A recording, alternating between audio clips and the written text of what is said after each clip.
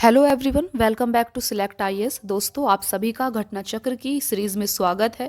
Friends, यहाँ पर हम घटना चक्र को डिस्कस कर रहे हैं और आज की क्लास में हम ज्योग्राफी के घटना चक्र को डिस्कस करना शुरू करेंगे। तो आज आपकी ज्योग्राफी के घटना चक्र की पहली क्लास है। इसके अलावा आपको बता दें कि ज्योग्राफी के घटना चक्र के अलावा हम पॉलिटी के घटना चक्र को भी कवर कर रहे हैं। तो पॉलिटी के घटना चक्र पर भी आपकी एक क्लास ऑलरेडी आ चुकी है, इसे भी हमने अभी डिस्कस करना स्टार्ट किया है। तो आपको इन दोनों घटना चक्र को काफ़ी अच्छे से कवर करते हुए चलना है। देखिए, हम साइड बाय साइड आपके ज्योग्राफी के घटना चक्र को भी स्टार्ट कर रहे हैं, पॉलिटी का ऑलरेडी स्टार्ट कर दिया गया है, ताकि आपका सिलेबस जल्दी ज़्यादा से ज़्यादा कवर हो सके और जल्दी से जल्दी कवर हो सके। क्योंकि दोस्तों, अभी आपके काफ़ी सारे एग्जाम्स आने वाले हैं। आप सभी को पता है कि यूपी पीसीएस की प्रीलिम्स की डेट डिक्लेयर कर दी गई है। 17 मार्च को आपका यूपी पीसीएस का प्रीलिम्स होने वाला है, इसीलिए काफ़ी कम टाइम आपके पास बचा है। और आप सभी को पता है कि घटना चक्र यूपी पीसीएस के लिए कितना ज़्यादा महत्वपूर्ण होता है। अगर आप घटना चक्र को काफ़ी अच्छे से कवर करते हैं तो आपके प्रीलिम्स क्लियर करने के चांसेस काफ़ी ज़्यादा बढ़ जाते हैं।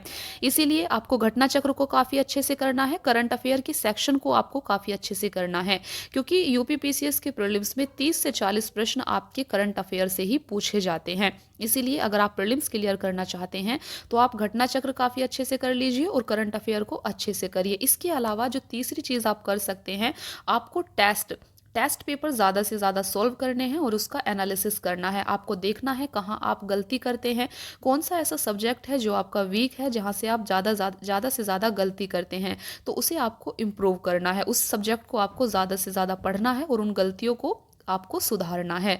चलिए, आज से हम ज्योग्राफी के घटना चक्र को स्टार्ट कर रहे हैं। तो आपको इसके पहले इंडेक्स को हम दिखाएंगे। तो फ्रेंड्स, यहाँ पर आप देख सकते हैं, ये आपका सामान्य भूगोल का घटना चक्र है। देखिए, भूगोल को आप दो पार्ट में यहाँ पर बांट सकते हैं। एक है आपका भारत का भूगोल और दूसरा है आपका विश्व का भूगोल।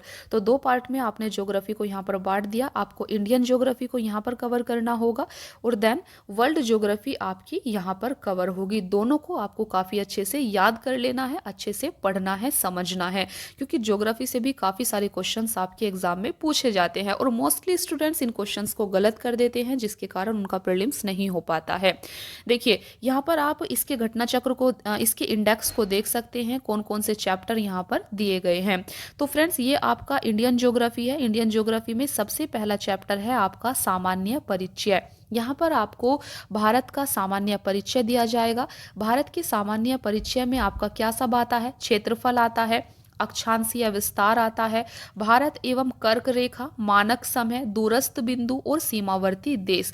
ये इंडिया का एक नॉर्मल सा जनरल इंट्रोडक्शन है। यहाँ से काफ़ी सारे क्वेश्चंस आपके प्रीवियस ईयर में पूछे गए हैं, जिन्हें हम आज की क्लास में डिस्कस करेंगे।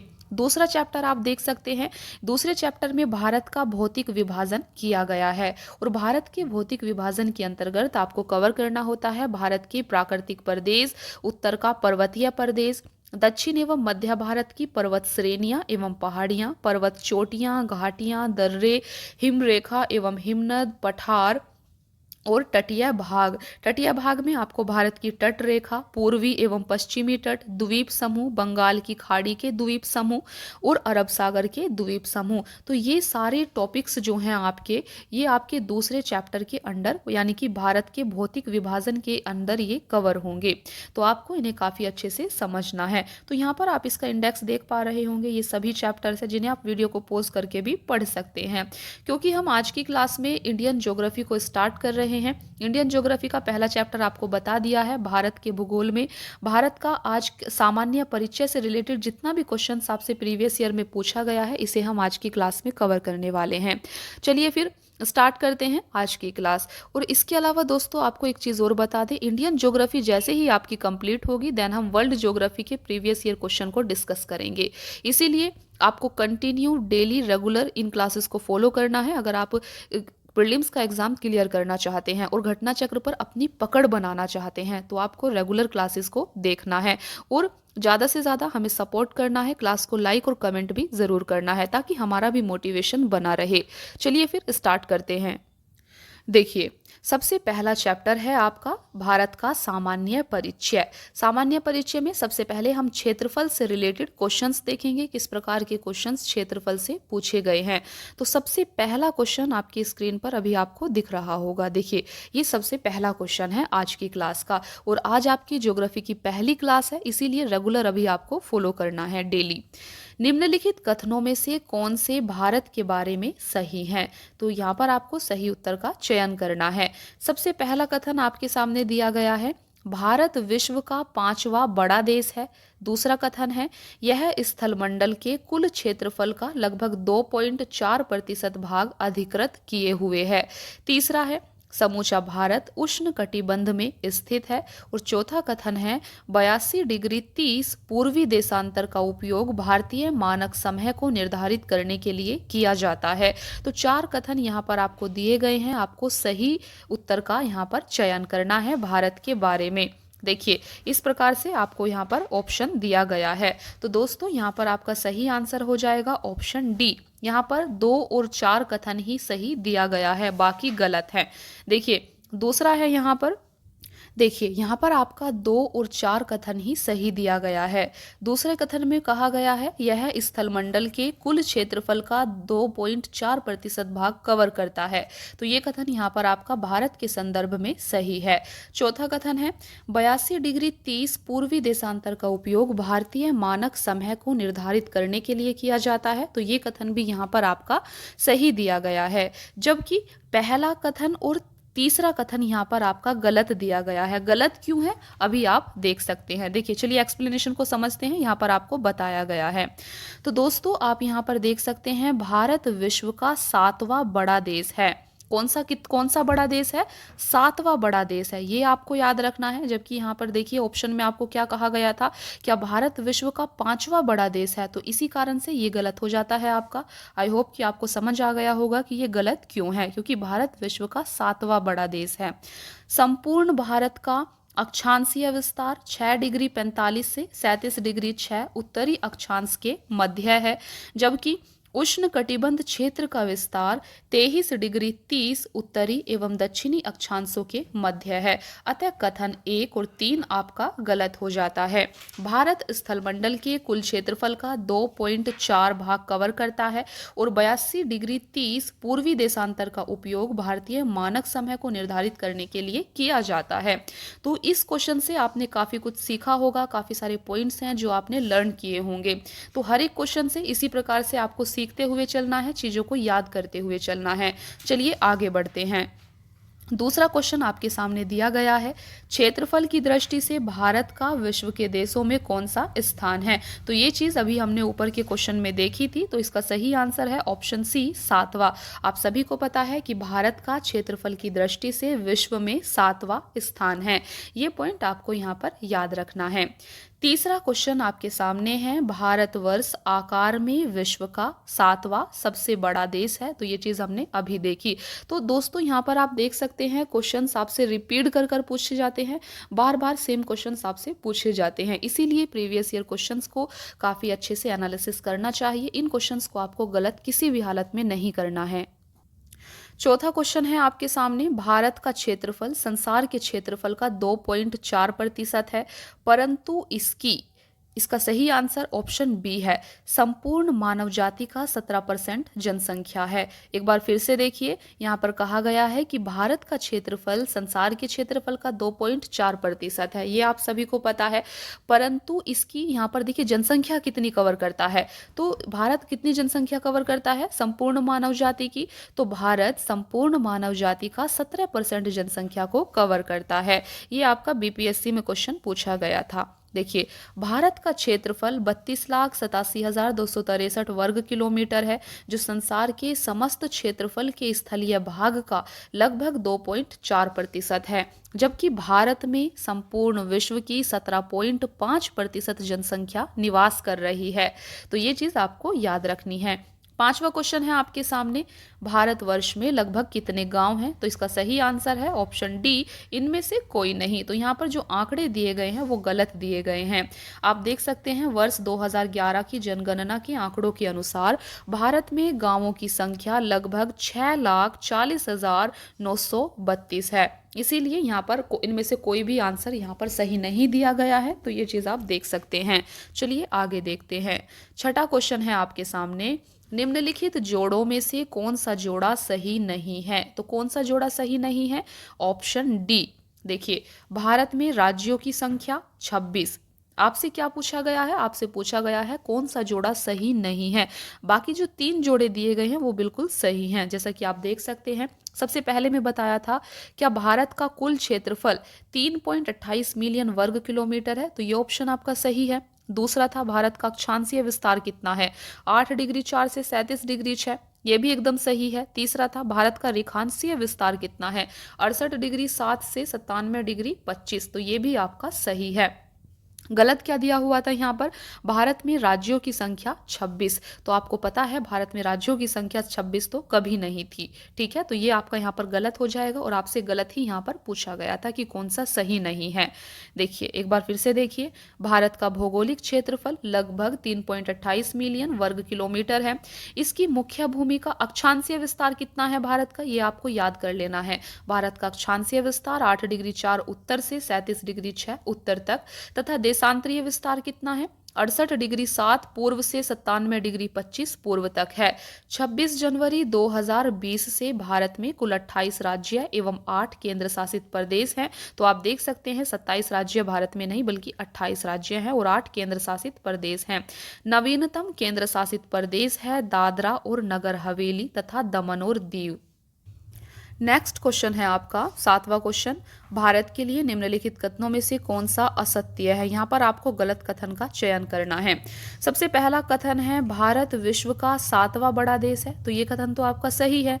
दूसरा है भारत जनसंख्या की दृष्टि से विश्व का दूसरा राष्ट्र है, ये भी सही है। इसकी भूमि सीमा का विस्तार लगभग 15,200 किलोमीटर है, तो ये भी आपका सही दिया गया है। चौथा है सर्वप्रथम सूर्योदय इसके मिजोरम राज्य में होता है, तो दोस्तों ये कथन यहाँ पर आपका सही आंसर हो जाएगा क्योंकि आपसे गलत पूछा गया था और ये कथन आपका गलत है। गलत क्यों है चलिए बताते हैं। देखिए, भारत में सर्वप्रथम सूर्योदय अरुणाचल प्रदेश राज्य में होता है, जबकि वहां पर आपको मिजोरम राज्य दिया गया था, इसीलिए वो कथन आपका गलत हो जाएगा। तो आपको याद रखना है कि भारत में सर्वप्रथम सूर्योदय अरुणाचल प्रदेश राज्य में होता है। भारत विश्व का 7वां बड़ा देश है, ये आप सभी को बार बार बताया जा रहा है, इस पॉइंट को आपको मिस नहीं करना है। इसके अलावा भारत जनसंख्या की दृष्टि से चीन के पश्चात विश्व का दूसरा राष्ट्र है और इसकी भूमि सीमा का विस्तार कितना है, ये पॉइंट आपके लिए नया है, इसीलिए आपको याद कर लेना है। इसकी भूमि सीमा का विस्तार लगभग 15,200 किलोमीटर है, तो ये पॉइंट आपको ध्यान रखना है।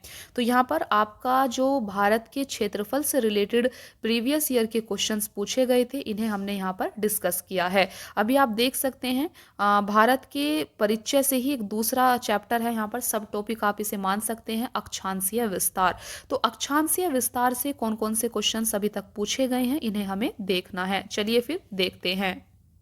देखिए, भारत के अक्षांशीय विस्तार से सबसे पहला क्वेश्चन आपसे पूछा गया था कि भारत विस्तृत है, आपको बताना है भारत कितने उसमें विस्तृत है। सही आंसर यहाँ पर देखिए डी है आपका, उपयुक्त में से कोई नहीं, यहाँ पर कोई भी आंसर आपका सही नहीं दिया गया है। तो सही क्या है, सही आप यहाँ पर देख सकते हैं, भारत की मुख्य भूमि का विस्तार, भारत की मुख्य भूमि का विस्तार उत्तर पूर्वी गोलार्ध में 8 डिग्री 4 उत्तर से 37 डिग्री 6 उत्तरी अक्षांश तथा 68 डिग्री 7 पूर्व से 97 डिग्री 25 पूर्वी देशांतरों के मध्य है। इसे आपको काफ़ी अच्छे से लर्न कर लेना है। ये भारत का अक्षांशीय और देशांतरीय विस्तार दिया गया है।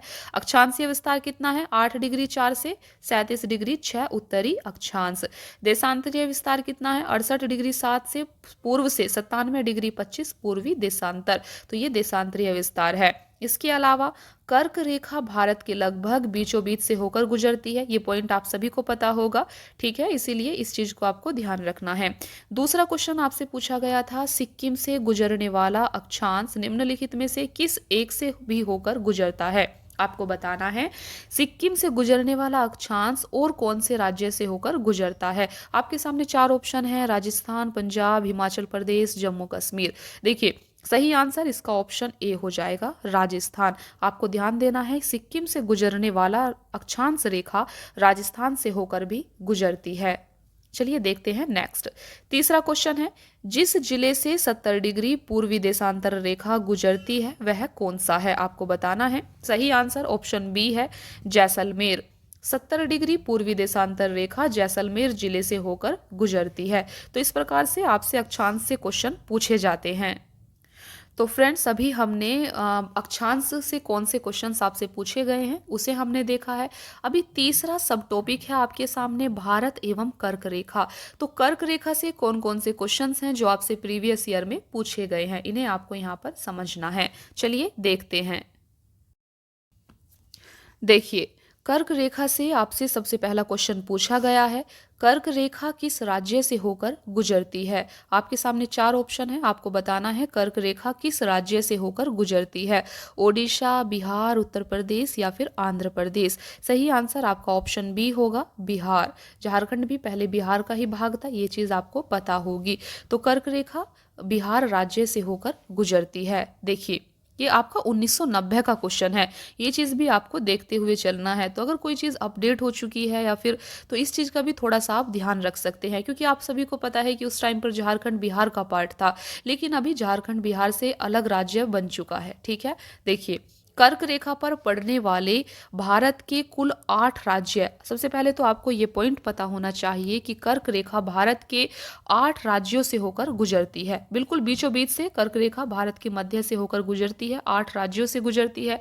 8 राज्य कौन कौन से हैं, तो यहाँ पर आप देख सकते हैं गुजरात, राजस्थान, मध्य प्रदेश, छत्तीसगढ़, झारखंड, पश्चिम बंगाल, त्रिपुरा और मिजोरम। ये 8 राज्य हैं जहां से भारत से कर्क रेखा गुजरती है। अतः वर्तमान में उपयुक्त दिए गए विकल्पों में कोई भी सही नहीं है। अगर वर्तमान संदर्भ की हम बात करते हैं तो यहाँ पर कोई भी बिहार आपका सही नहीं होगा, क्योंकि वर्तमान में सही कौन सा राज्य होगा, झारखंड। तो झारखंड वर्तमान में सही होगा।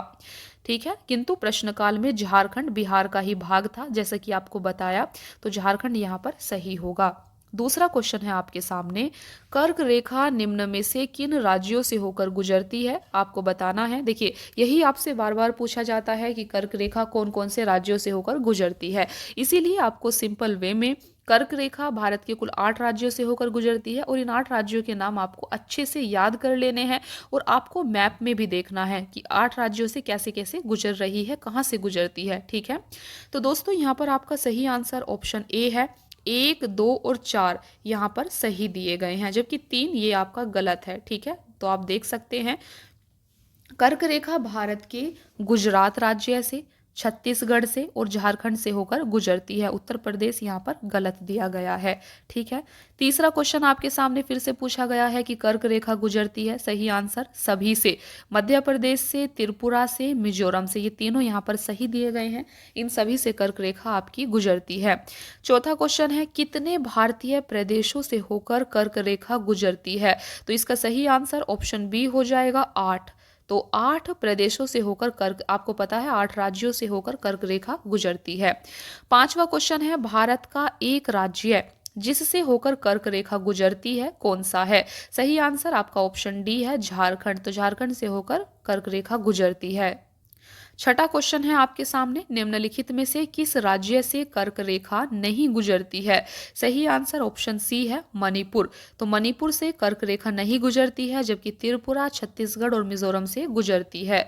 सातवां क्वेश्चन है, निम्नांकित नगरों में कौन कर्क रेखा से निकटतम दूरी पर स्थित है। सही आंसर है ऑप्शन बी, गांधीनगर। तो कर्क रेखा के निकटतम दूरी पर कौन है, गांधीनगर। तो आप यहाँ पर देख सकते हैं। देखिए दूरी के अनुसार कर्क रेखा से सबसे कम अक्षांशीय अंतर पर गांधीनगर है। ठीक है, आठवां क्वेश्चन है आपका, निम्न नगरों में से कौन सा कर्क रेखा के निकट है। तो सही आंसर बी है, कोलकाता। कोलकाता कर्क रेखा के निकट पड़ता है इन सभी नगरों में। जैसा कि आप देख सकते हैं कोलकाता 22 डिग्री 30 उत्तर में स्थित है। नौवां क्वेश्चन है, कौन सा महत्वपूर्ण अक्षांश भारत को 2 लगभग बराबर भागों में विभाजित करता है। सही आंसर ऑप्शन डी है, 23 डिग्री 30 उत्तर। तो ये एक महत्वपूर्ण अक्षांशीय रेखा है जो भारत को लगभग 2 बराबर भागों में विभाजित करता है। 10वां क्वेश्चन है आपके सामने, निम्न में से कौन सा भारतीय राज्य कर्क रेखा के उत्तर में स्थित है? सही आंसर है ऑप्शन बी मणिपुर। तो मणिपुर राज्य कर्क रेखा के उत्तर में स्थित है, ये चीज आप देख सकते हैं। 11वां क्वेश्चन है आपके सामने, जून माह में निम्न स्थानों में से कहां पर दिन की अवधि अधिकतम होगी? सही आंसर है ऑप्शन डी दिल्ली। तो जून माह में दिल्ली की दिन की अवधि अधिकतम होती है। देखिए यहाँ पर आप समझ सकते हैं, सूर्य के उत्तरायण भूमध्य रेखा के उत्तर होने के बाद से ही उत्तरी गोलार्ध में दिनों की अवधि बढ़ती जाती है। ये आप सभी को पता है कि भारत में गर्मी के दिनों में जब सूर्य उत्तरायण होता है तब भारत में गर्मी पड़ती है, और इन दिनों भारत में जो दिन की अवधि है वो बढ़ती है, बड़ी होती है। 21 जून को सूर्य उत्तरायण स्थिति के सर्वोच्च बिंदु पर होता है। इस माह में कर्क रेखा से उत्तर जाने पर दिनों की अवधि बढ़ने लगती है। दिल्ली की स्थिति उपयुक्त विकल्प में सबसे उत्तर में है, अतः यहाँ दिन की अवधि अधिकतम होगी। 12वां क्वेश्चन है आपके सामने, निम्नांकित में से कौन सा शहर कर्क रेखा से सबसे निकटस्थ है? सही आंसर है ऑप्शन ए जबलपुर। तो कर्क रेखा के सबसे निकट आपका जबलपुर शहर है। ठीक है, तो ये आपके स्थान दिए गए हैं और ये अक्षांश इनके बताए गए हैं कि ये कहाँ पर स्थित है, तो आप देख सकते हैं। चलिए आगे बढ़ते हैं। 13वां क्वेश्चन है आपके सामने, निम्नलिखित भारत की नदियों में कौन कर्क रेखा को दो बार पार करती है? देखिए काफी इंपॉर्टेंट क्वेश्चन है, आपको ध्यान देना है। निम्न में भारत की नदियों में से कौन कर्क रेखा को 2 बार पार करती है? एक माही नदी आपको दी गई है, चंबल नदी है, तीसरा नर्मदा, और चौथा उपयुक्त में से कोई नहीं। तो इसका सही आंसर ऑप्शन ए हो जाएगा माही नदी। आपको याद रखना है, माही नदी कर्क रेखा को 2 बार पार करती है। यह मध्य प्रदेश से उद्गमित होकर राजस्थान गुजरात में प्रवाहित होते हुए खंबात की खाड़ी में गिरती है। तो ये आपका माही नदी यहाँ पर सही हो जाएगा। तो फ्रेंड्स ये था आपका तीसरा सब टॉपिक। चौथा टॉपिक आपको दिया गया है मानक समय। तो मानक समय से कौन कौन से प्रीवियस ईयर में क्वेश्चंस पूछे गए हैं इसे हम नेक्स्ट क्लास में डिस्कस करेंगे। तो ज्योग्राफी की घटना चक्र की ये सीरीज आपकी डेली कंटिन्यू रहेगी, डेली इस पर क्लासेस आएंगी। देखिए आपको बता दें कि पॉलिटी के घटना चक्र और ज्योग्राफी के घटना चक्र की आपकी डेली क्लासेस आने वाली हैं। डेली आपको इन्हें अच्छे से फॉलो करना है, अच्छे से याद करते हुए चलना है। अगर आप प्रीलिम्स का एग्जाम क्लियर करना चाहते हैं तो आपको घटना चक्र को काफी अच्छे से पढ़ना चाहिए। और इसके अलावा दोस्तों अगर आपको ये क्लासेस पसंद आ रही हैं तो आपको हमें ज़्यादा से ज़्यादा सपोर्ट करना है, कमेंट करना है, क्लास को लाइक करना है, ताकि हमारा मोटिवेशन लेवल भी बना रहे। Thank you so much friends for watching the class. Keep watching, please like share and subscribe. Thank you.